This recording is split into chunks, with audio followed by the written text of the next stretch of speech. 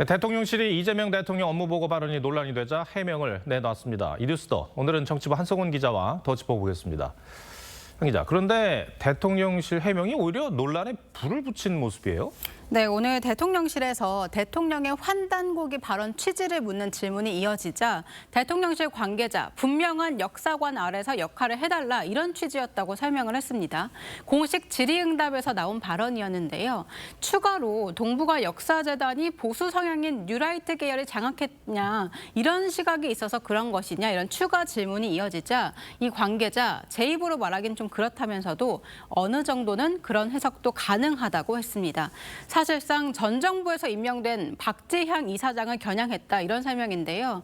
야당에서는 역사적 사실과 음모론적 세계관을 구분 못하는 저열한 역사관 갈라치기라는 비판이 나오고 있습니다.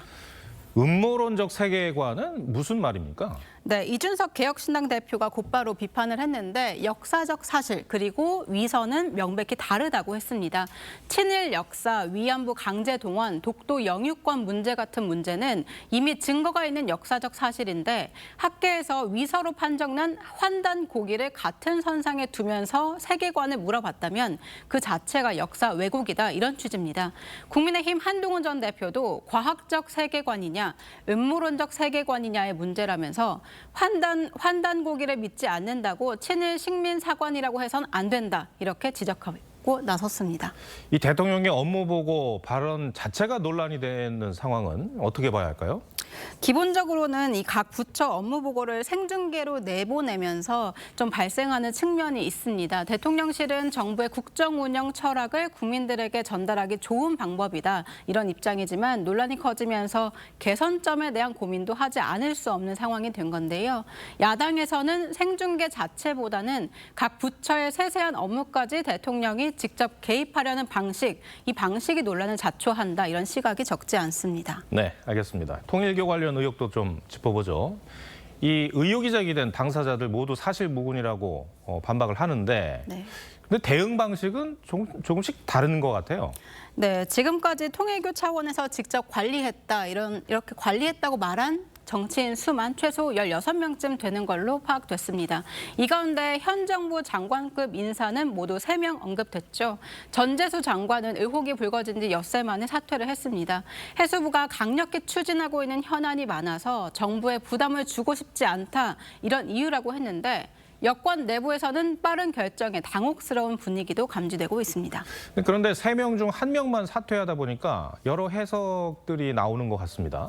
예, 전재수 장관은 귀국하자마자 사의를 밝힌 뒤에 말을 아끼고 있습니다. 하지만 정동영 통일부 장관은 직접 입장문을 상세히 냈고 출근길에 질문도 받았습니다.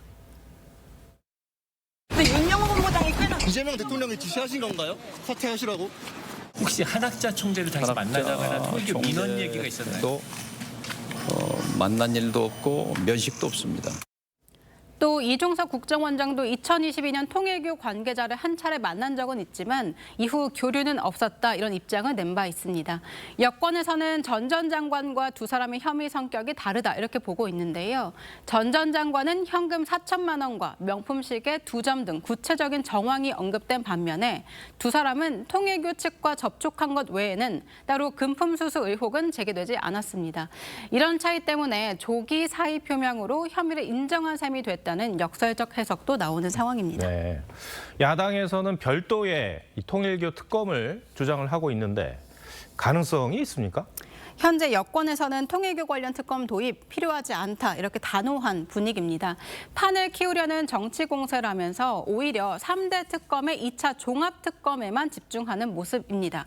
특검법 처리를 위해서는 재적 의원 과반 출석에 또 출석 의원 과반 찬성이 필요한 만큼 국민의힘과 개혁신당만으론 특검 관철 쉽지 않은 상황입니다.